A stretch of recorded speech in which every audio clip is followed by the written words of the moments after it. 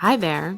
Welcome to the While You Wait podcast, where it's all about helping women just like you learn about the bladder while you're waiting for your appointment with that specialist.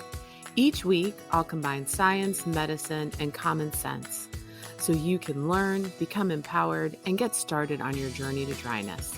I'm your host, Dr. Sarah Boyles, a board-certified urogynecologist. Let's get started.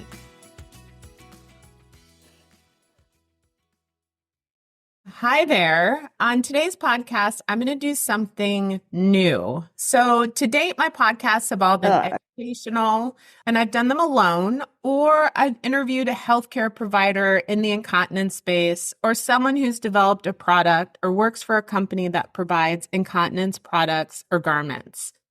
And today's different because I'm going to be talking to a woman who has had bladder issues and who has experience with a specific treatment. So there are just a couple of things that I want you to know before we get started. So the first thing is that she's not my patient. And I think this is important to know because we don't have a clinical relationship. This is important because I don't really think it's ethical for me to ask my patients to be on my podcast.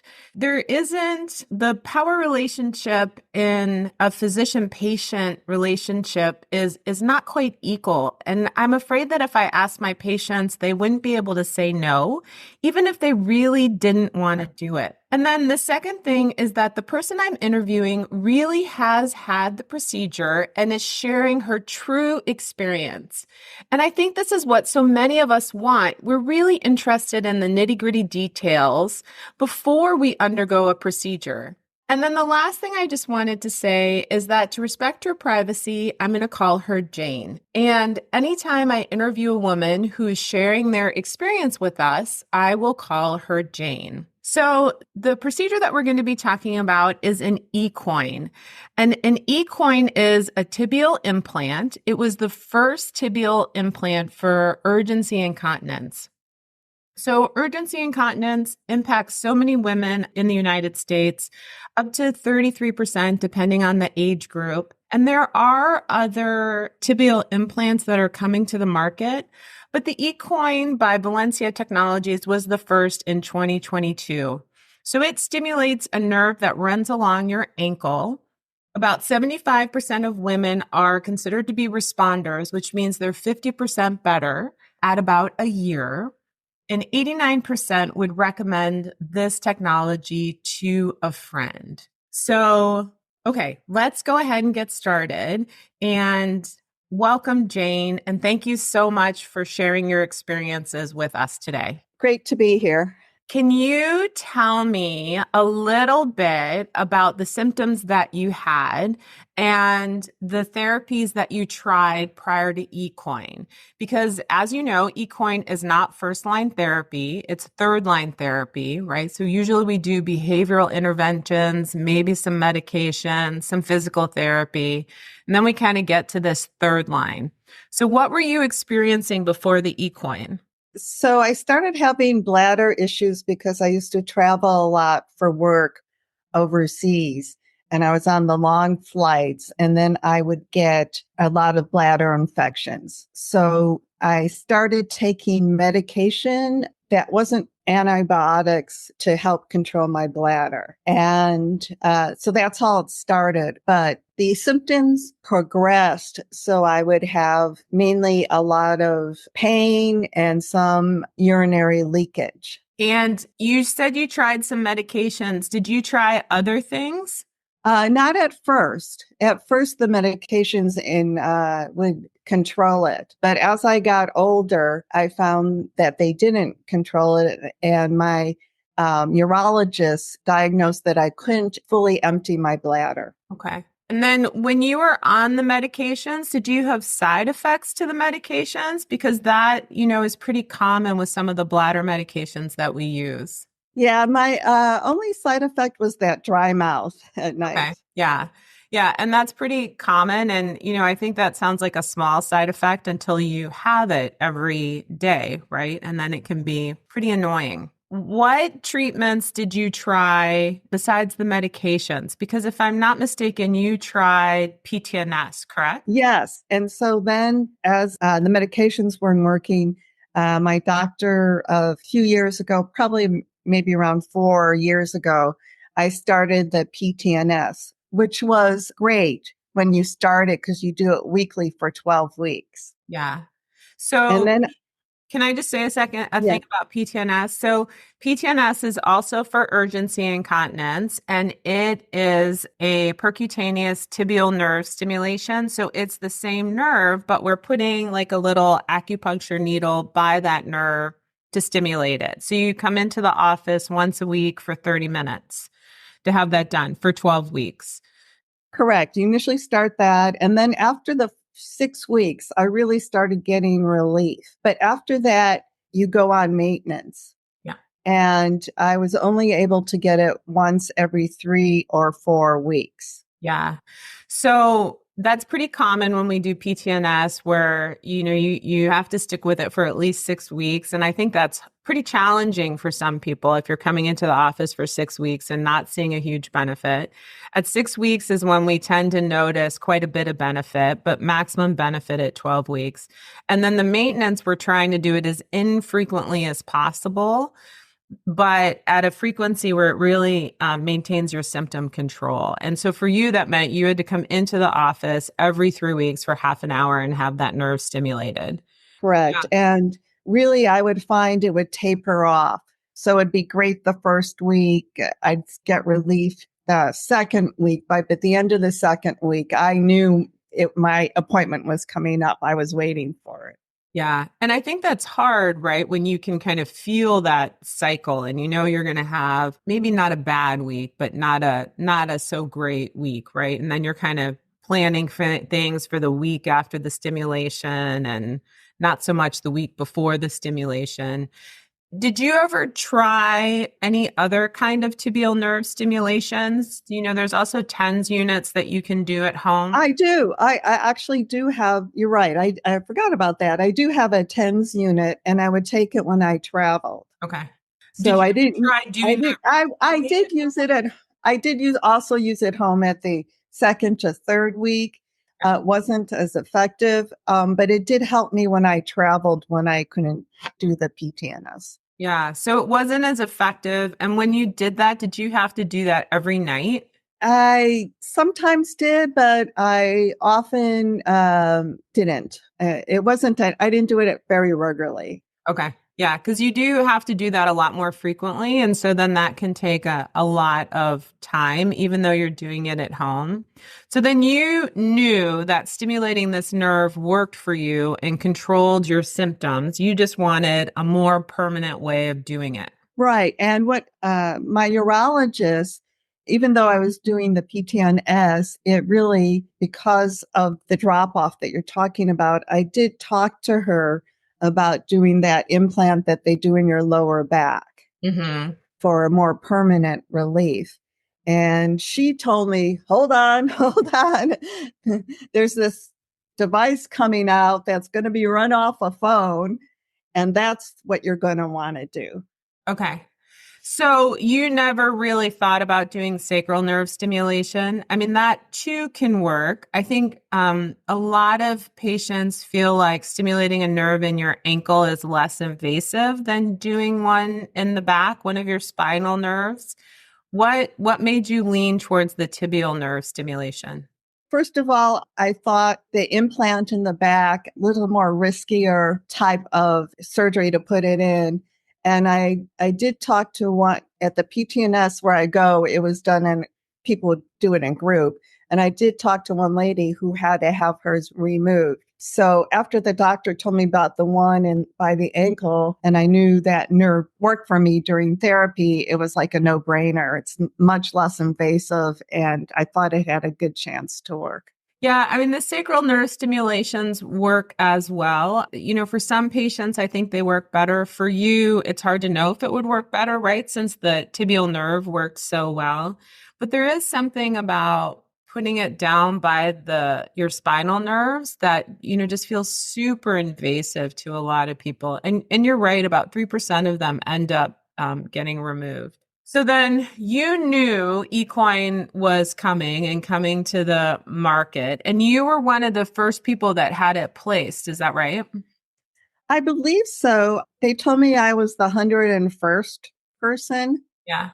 I had it last December, and now it's been almost a year now. And how did you feel about being, someone who was really at the front line of this new technology? Oh, well, I felt like I've been waiting for it so long. I was just very excited to be able to get it. Yeah, I think, I mean, I like new things in medicine. Sometimes I don't like new things. I like other people to do the new things, and then I like to know exactly, what the problems are. So you were one of the first patients who had it placed. So the eCoin, it's about the size of a nickel, right? So it's this little Correct. sphere that you insert in the ankle. And where did you have it placed? Did you have it placed in a surgery center or in the office? The doctors group that did it in my area, they did not allow them to do in the office, but they had to have an outpatient surgery center. And so I was in that outpatient surgery center.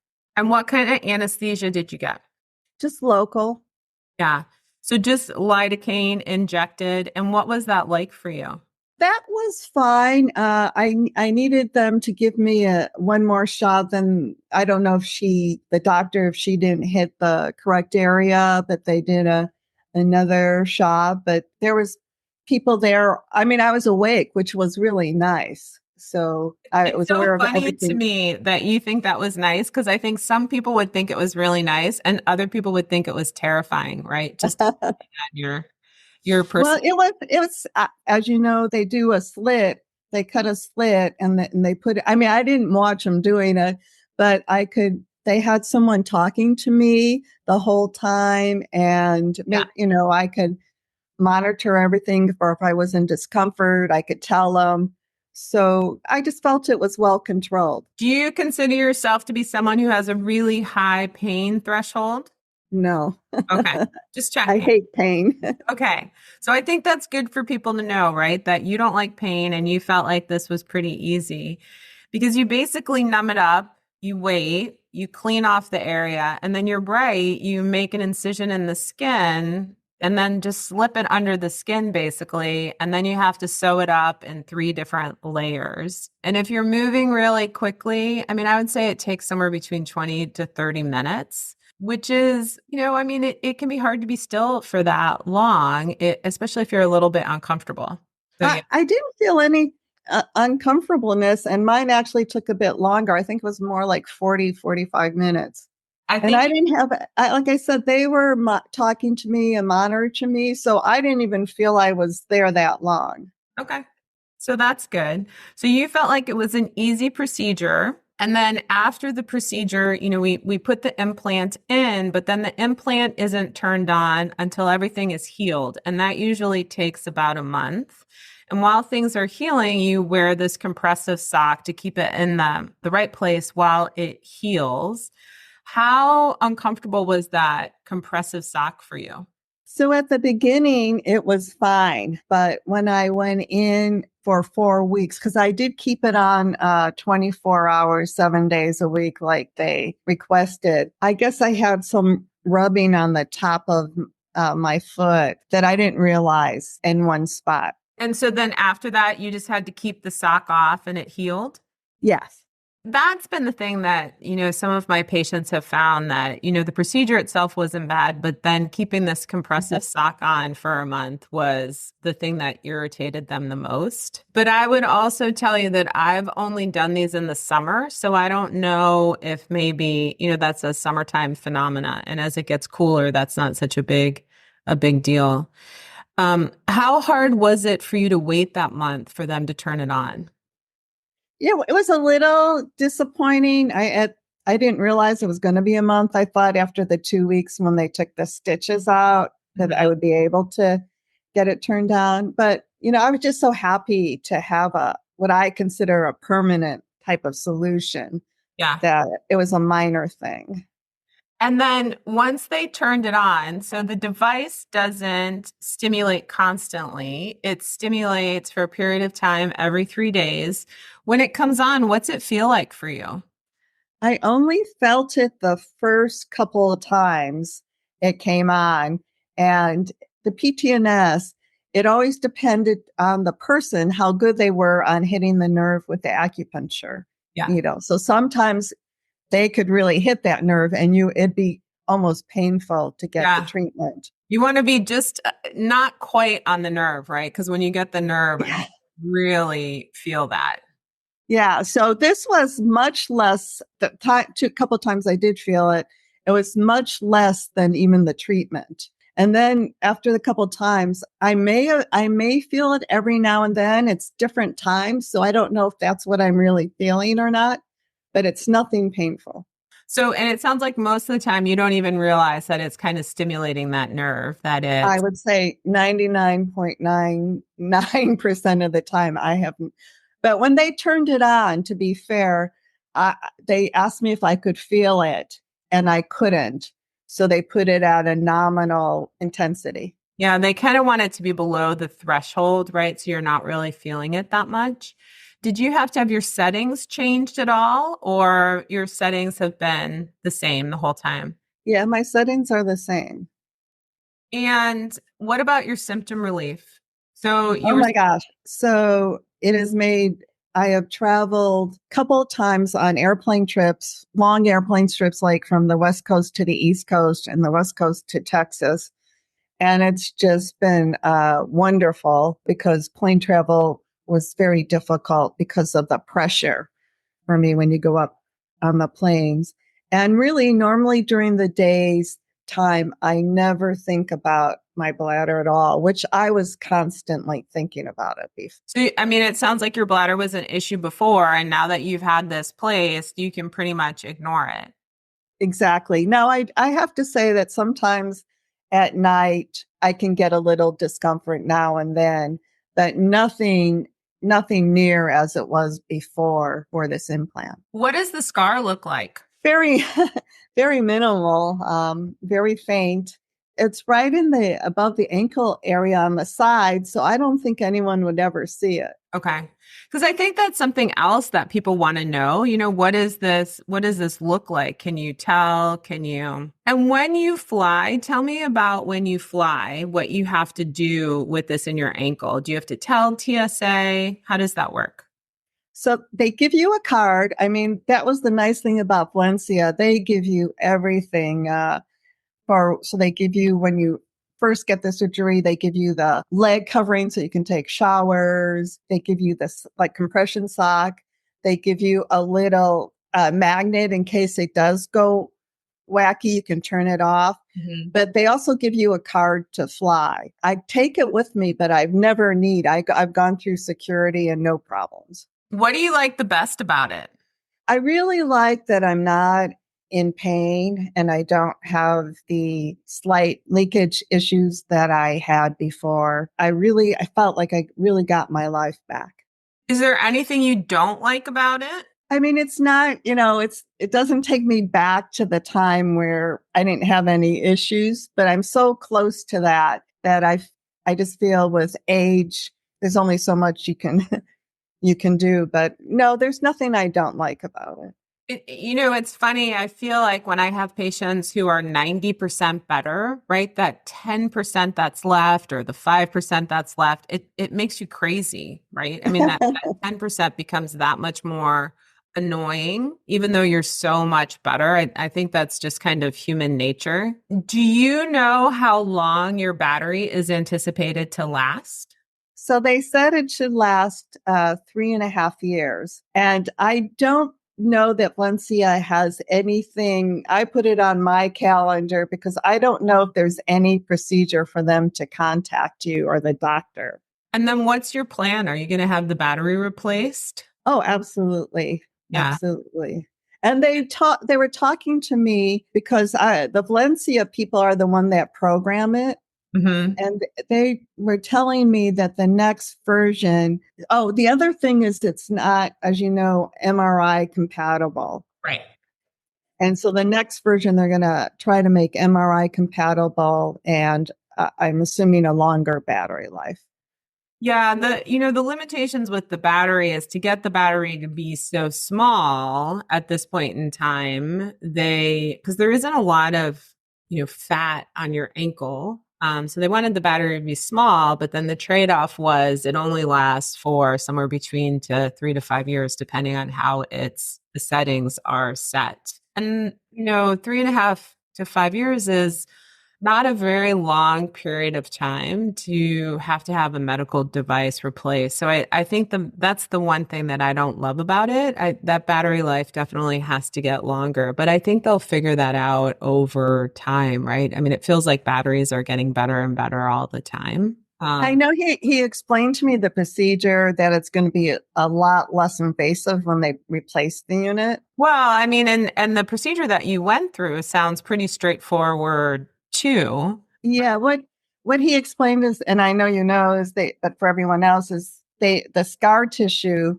goes around the battery and holds it, or the unit holds it in place, and then they cut into that and take it out and put a new one in. Yeah.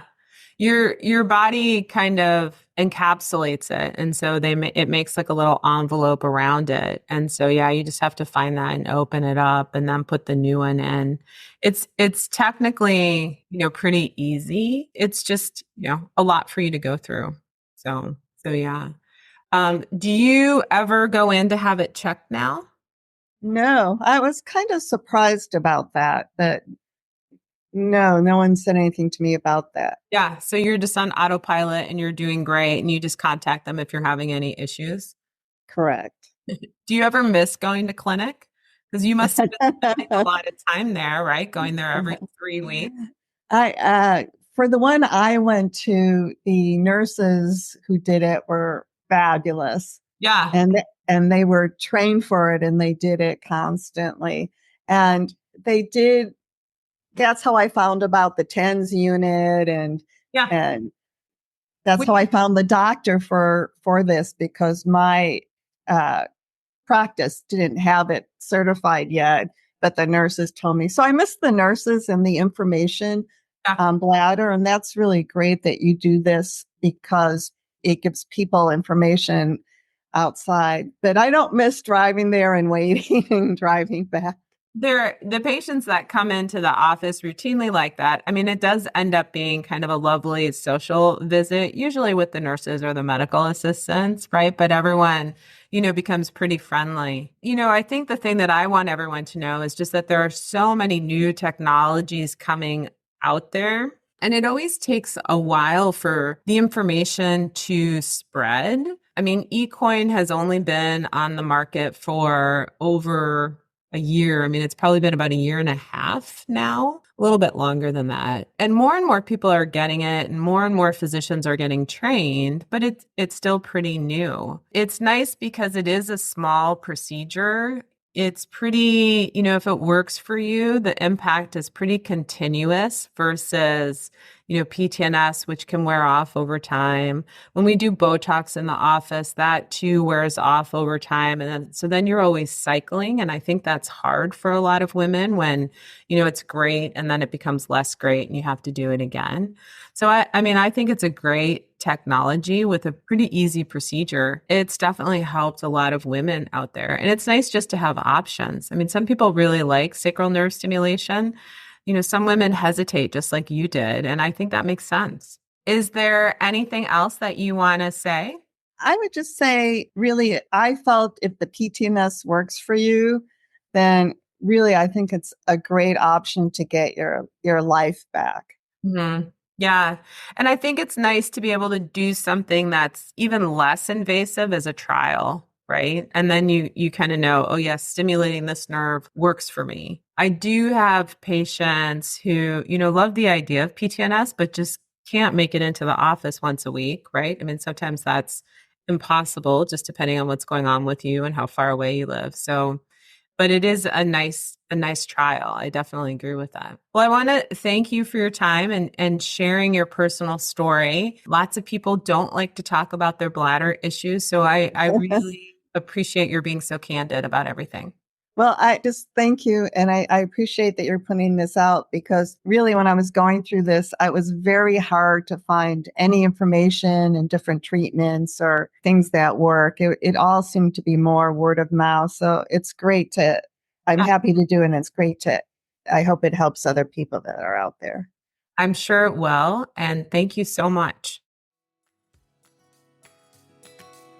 Thanks for listening. If you want more information about me or my online work, check out my website at www.thewomensbladderdoctor.com.